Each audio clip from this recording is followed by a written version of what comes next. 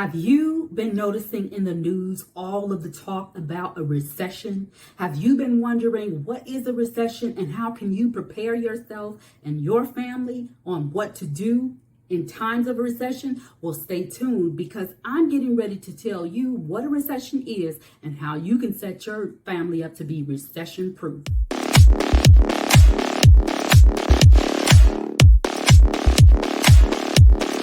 What's up, everybody? It's Terry on Demand. Why don't you go ahead and click that subscribe button, smash that like button, and check out the description box for some resources that will be a great benefit to you. Let's jump right in. So there's been a lot of talk about a recession, and if you're not aware of what a recession is, you won't understand how you should prepare your family for a recession. So I'm just going to take a look at my notes because I did want to make sure that I hit several points. So there's several indicators that, shows us that a recession may be on the way. High gas prices, high oil prices, civil unrest, inflation is at 8% where it typically is much lower than that. All of these things are concerns that give way to us going into a recession. So let's jump right into get on one accord and make the playing field level so that everybody understands what a recession is.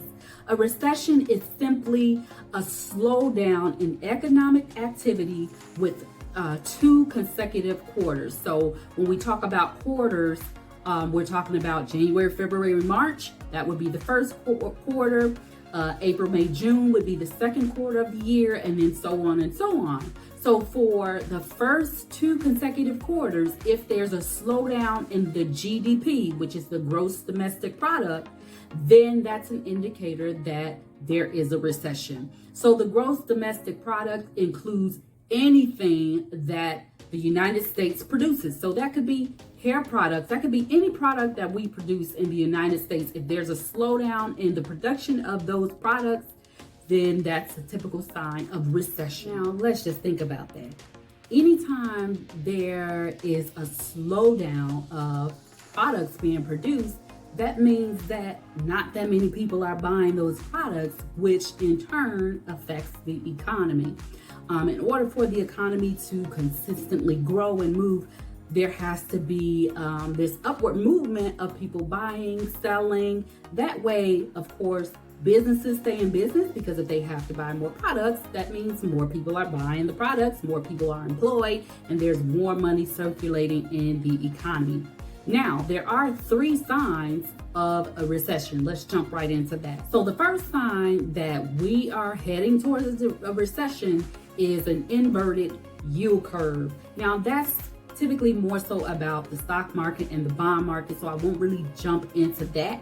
But the inverted yield curve, in a nutshell, is simply, the short-term U.S. Treasury bonds is paying a higher interest rate than the long-term Treasury bonds. So this typically signals to us that we're headed for a recession. Now, the second way to determine if we're headed towards a recession is the Federal Reserve will raise interest rates. Now, over the past couple of months, I want to say back in March, we saw that the Federal Reserve raised the interest rates to about 5%. Okay, they do that to try and slow down the process of entering into a recession. So that's number two. So we've already seen that they have raised the interest rates in an effort to avoid going into a recession. Now, the last and final indicator that a recession is on the way is an increase in everyday prices like oil, groceries, average products that we would buy every day. There's like a sudden increase in those products. So we already know that in the last two quarters of this year, so January through June, that we've had a negative GDP or gross domestic product. And so that's an indicator as well.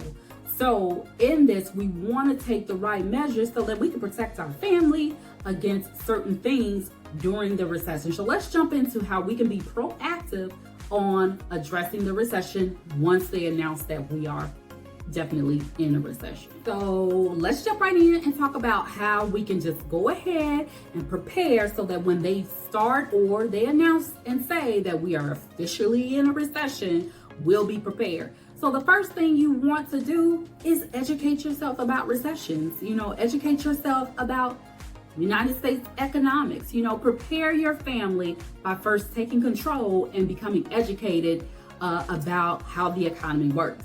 You want to make sure you take control of your spending. Take control of your spending. So if you know that you can cut back in some areas, definitely cut back. I would also suggest that you take a look at what your debts are as opposed to what your assets are. And that way you'll have an understanding of what type of outflow you have going out for your income and what type of income you have coming in, and how you need to govern those two different things. So understand what your debts are, but also understand what your assets are. And in that way, you'll be able to allocate the right amount of money to those different areas and line items in your budget. And that way you can make sure that you're staying on top of things, that you're staying on track, that you're setting your family up in case there's a recession. Finally, I would suggest that you work on an emergency fund. So studies have shown that the average American household makes about $65,000 a year. That's a combination of what the wife makes or the husband makes. The average household income is about $65,000. There is also a study that shows that most Americans do not have $1,000 saved. I would suggest that you at least save for an emergency fund. If you can't save 3 to 6 months for an emergency fund, I would definitely suggest saving at least, starting out, saving at least $1,000, saving at least $1,500 if you can. Even if you can't save that, if you can save just a little bit, maybe $500, put it away as a rainy day fund, so that when times come up like a recession or when an emergency comes up, because emergencies do happen, is not that they won't happen, because they will happen. You want to make sure that you have a rainy day fund. Now, of course, if you could save more than $1,000, if you could save more than $500, by all means do that, because it kind of takes some of the burden off of you when you come up against things like a recession, when you come up against things like during the recession, many times jobs will lay off. They will, downsize to kind of beat the recession. So you want to make sure that you have a little nest egg tucked away so that in case something like that happens, you're able to still function and you're able to still move forward without having any type of negative worries, because you've already prepared your rainy day fund. Now, just one more tip about the budget. If you can afford to save 3 to 6 months worth of expenses, what you would simply need to do is just add up all of your necessity expenses for 1 month and then multiply that number by 3 or by 6. Whatever number you come up with, that's your target goal that you want to save. Now, once you save that amount, it might be $10,000, it might be $8,000.